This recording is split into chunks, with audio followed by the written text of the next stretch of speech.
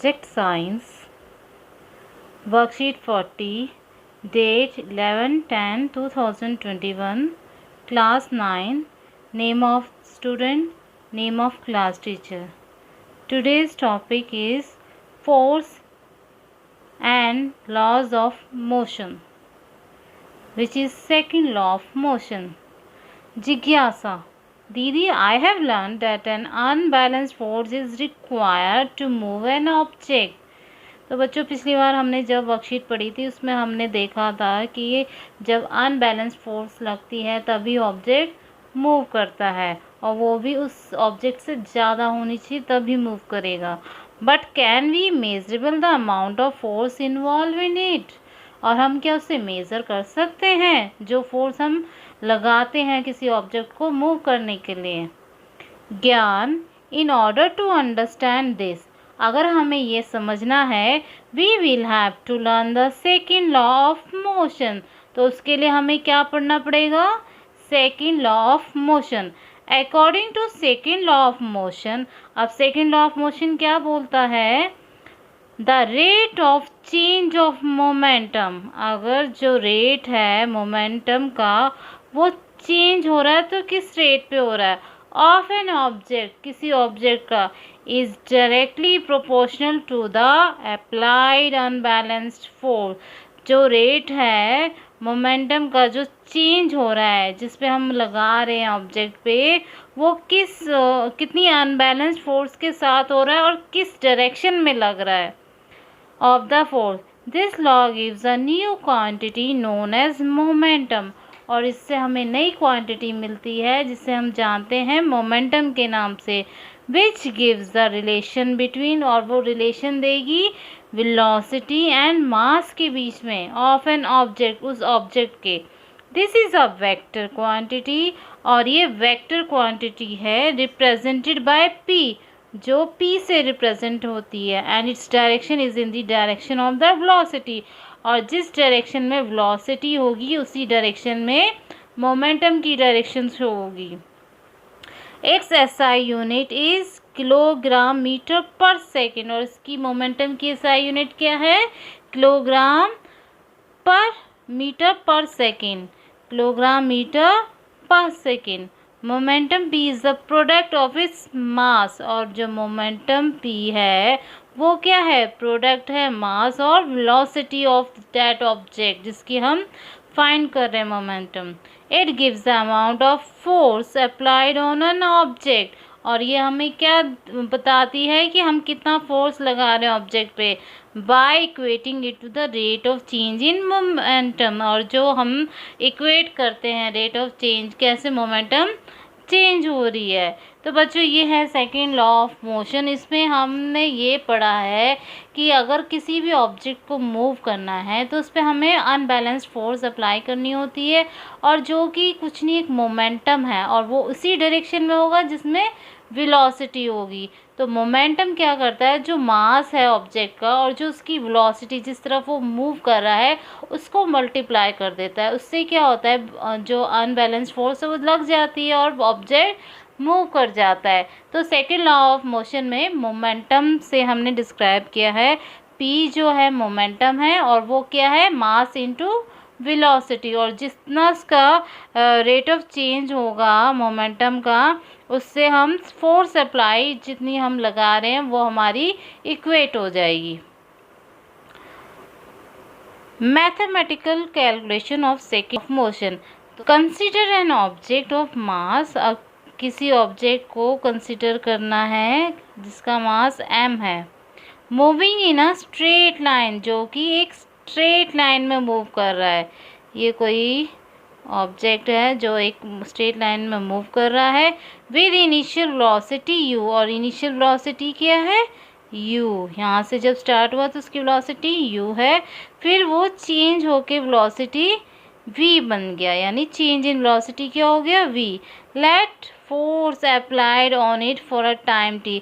और जो हम फोर्स लगाएंगे उस पे टाइम t पे, वो इंक्रीज करिए u to v, which increases velocity, जो इंक्रीज कर रही है वेलोसिटी को u से v में. तो तो इनिशियल मोमेंटम क्या होगा, p1 हमने ले लिया। अब क्योंकि इनिशियल वेलोसिटी u है तो m इंटू u हो गया। फिर हमने फाइनल मोमेंटम लिया, क्योंकि v फाइनल वेलोसिटी है तो p2 क्या हो गया, m इंटू v हो गया। नाउ चेंज इन मोमेंटम क्या होगा, p2 माइनस p1 क्या हो जाएगा, p2 माइनस p1। अब p2 की हमें पता है वैल्यू mv और p1 की क्या है mu। m कॉमन लिया तो v माइनस u आ गया। तो रेट ऑफ, क्योंकि ये डिफरेंस है तो हमने इसे लिख दिया rate of change of momentum m into v minus u upon t. और from second law of motion, अब सेकेंड लॉ ऑफ मोशन क्या कह रहा था, applied force is directly rate of change of momentum होती है। तो जो अप्लाइड फोर्स है वो डायरेक्टली प्रोपोर्शनल किसके है, rate of change of momentum. तो हमने क्या कर दिया, force second law of motion को directly m into v minus u upon t कर दिया। और k क्या है, कोई कांस्टेंट है, प्रोपोर्शनलिटी कांस्टेंट लिख के हमने k ले लिया। तो जब हमने इसकी वैल्यू ली, इक्वेट करा, तो f इज इक्वल टू के m into v minus u upon t आ गई। और k हमें प्रोपोर्शनलिटी कांस्टेंट है तो हम चेंज नहीं कर सकते। हमने क्या किया, v माइनस यू हमें पता है एक्सीलरेशन a होता है, rate of change in velocity per unit time, तो हमने उसको a ले दिया। तो ये हमारा बन गया f इज इक्वल टू के M A. Its unit of all the quantities are in SI। अब क्योंकि ये SI यूनिट में तो हमें कुछ चेंज करने की ज़रूरत नहीं पड़ी। Then the value of k becomes 1। अब यहाँ पे क्या होगी k की वैल्यू 1। अगर हम 1 लेते हैं तो क्या हो जाता है, f is equal to m a. और SI यूनिट ऑफ फोर्स क्या है, kilogram metre per second square, जिसे हम बोलते हैं न्यूटन। तो ये था बच्चों सेकेंड लॉ ऑफ मोशन का मैथमेटिकल कैलकुलेशन। बहुत इजी है, कुछ खास नहीं है, बस सिंपली आपको एम वी यू इनकी टर्म्स जो है इन्हें डिफाइन करना है, बाकी इजी है। Some uses of second law of motion in our daily life. अब हम डेली लाइफ में कैसे यूज़ करते हैं सेकेंड लॉ ऑफ मोशन। तो फर्स्ट हम इन स्पोर्ट में लेते हैं लॉन्ग और हाई जंप। अब जब हम लॉन्ग और हाई जंप करते हैं तो एथलीट क्या करेगा, तेज़ी से भागेगा। तो athletes are made to fall either on a question bed और ऑन अ सैंड बेड। और जब वो तेज़ी से भागेगा तो कहीं गिरेगा, तो वो या तो क्वेश्चन बेड होगा और या फिर सैंड बेड। अब इसमें जो उसकी वेलोसिटी है उससे अकॉर्डिंग ही उसका सेकेंड लॉ ऑफ मोशन लगेगा और उसी तरह वो गिरेगा। Karate players breaks a slab और stone with a single blow. और इसी सेकेंड लॉ ऑफ मोशन से ही वो जो कराटे प्लेयर होते हैं वो जो स्लैब बनाते हैं उनको एक ही बार में तोड़ देते हैं। वो इसीलिए एक ही डायरेक्शन में वो पूरा फोर्स लगाते हैं, जिसकी वजह से वो टूट जाता है।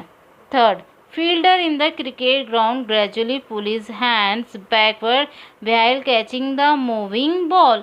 अब इसमें क्या करता है, जो प्लेयर होता है पहले वो अपने जो हैंड्स होते हैं उन्हें पीछे की तरफ खींचता है, ताकि जो बॉल है उसके डायरेक्टली हाथों पे ना लगे। क्योंकि अगर वो तेज़ी से ऊपर करके हाथ लेगा तो उसके तेज़ी से बॉल लगेगी, इसलिए वो थोड़ा नीचे को हाथ ले जाता है ताकि जो फोर्स है वो कम हो जाए और वो इजीली कैच कर पाए। Fourth, bullet harms only when it is fired from a gun. अब आप देखिए बुलेट को जब गन से चलाते हैं तो उसकी स्पीड तेज़ होती है, फोर्स ज़्यादा लगती है। अगर हम हाथों से चलाएंगे तो किसी को कोई असर नहीं पड़ेगा, इसलिए बुलेट का तब हार्म करेगी जब उसे गन से चलाया जाएगा। तो ये है आपका fourth example in second law of motion in our daily life. अब ये एग्जाम्पल दिया है, a force acts on an object of mass 5 kg। अब इसमें क्या कहा है कि एक फोर्स लग रही है एक ऑब्जेक्ट पे जिसका मास है 5 kg फॉर 2 सेकेंड। यहाँ पे उसने सिर्फ 2 सेकेंड के लिए फोर्स लगाई है। It increases the velocity of the object. अब क्या हो रहा है, velocity of the object change हो रहा है from 3 metre per second to 7 metre per second. You हो गया 3 मीटर पर सेकेंड और वी हो गया 7 मीटर पर सेकेंड। अब हमसे ये क्या पूछना चाह रहा है, find out the amount of force applied. पहले तो हमें फोर्स बतानी है। सेकंड पूछ रहा है if this force is applied for 5 second. अब 2 से अगर हम 5 सेकेंड लगाएं तो क्या फाइनल वेलोसिटी हो जाएगी उसकी। तो बच्चों इसमें पहले जो जो गिवन है वो लिख दो। यू हमें 3 मीटर पर सेकेंड गिवन है, v 7 metre per second given है, टी 2 सेकेंड है, अब मास 5 kg है। फॉर्मूला लगा दो, f m into v minus u upon t, values put कर दो, एफ इंटू 7 माइनस 3 अपॉन 2, तो ये 7 माइनस 3 क्या हो गया 4, 4 5 से 20 डिवाइडेड बाई 2 क्या हो गया 10 न्यूटन। अब सेकंड क्वेश्चन हमें पूछ रहा है कि अगर टी हम 2 से 5 सेकेंड करते हैं तो क्या हो जाएगा उसका वी। तो हमने वही फॉर्मूला लगाया, f is equal to m into v minus u upon t. अब वी को हमने इधर कर दिया, बाकी सारी टर्म्स हम लेफ्ट हैंड साइड पे ले आए। तो ये बन गया हमारा f t divided by m plus u. तो हमने वैल्यूज पुट कर दी 10 इंटू 5 टी, क्योंकि 5 अब 2 सेकेंड से चेंज होके 5 सेकेंड हो गया, तो हमने टी ले लिया 5, और एम हमारा क्या है वो भी 5 है। तो क्या हो गया एम भी 5 हो गया, ये मल्टीप्लाई कर 50 अपॉन 5 हो गया। ये क्या हो जाएगा 10 प्लस 3 क्या हो जाएगा 13 मीटर पर सेकेंड। यू तो 3 ही रहेगा, तो इस तरीके से हमारे पास वी आ गया 13 मीटर पर सेकेंड। तो ये था आपका एग्जाम्पल।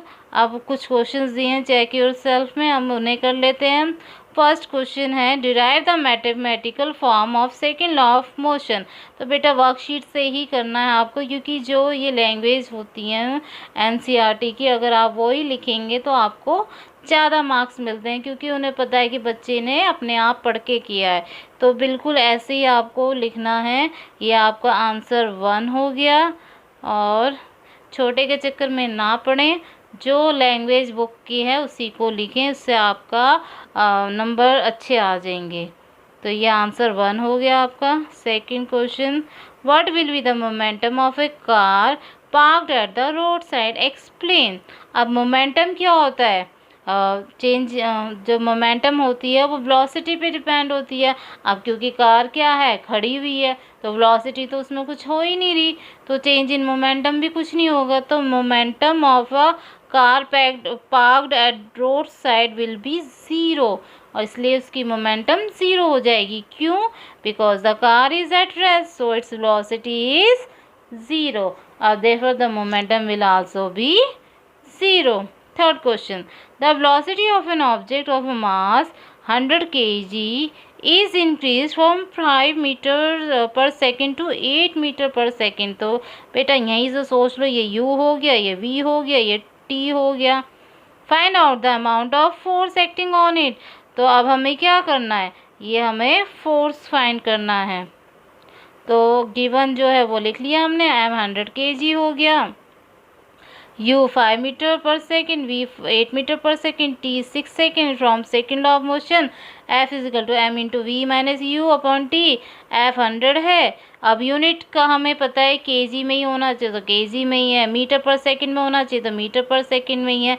और ये सेकेंड में होना चाहिए टाइम, तो सेकेंड में, तो यूनिट को हमें चेंज नहीं करना, एज इट इज़ लिखना। तो f is equal to 100 into t upon 6, 300 upon 6 हो गया, डिवाइड किया 50, और क्योंकि फोर्स न्यूटन में होता है इसलिए n लिख दिया। तो ये हमारा आ गया f is equal to 50 Newton.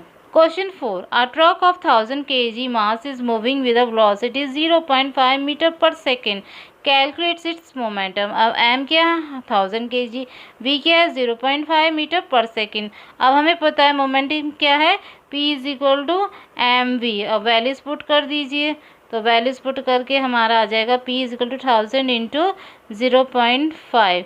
तो ये हो गया p is equal to 1000 into 5 upon 10, decimal हटा के 10 कर दिया। अब सिंपली ये 5000 हो गया, 0 हटा दिया तो 500 किलोमीटर पर सेकेंड हो गया। Define momentum, also right it's SI unit.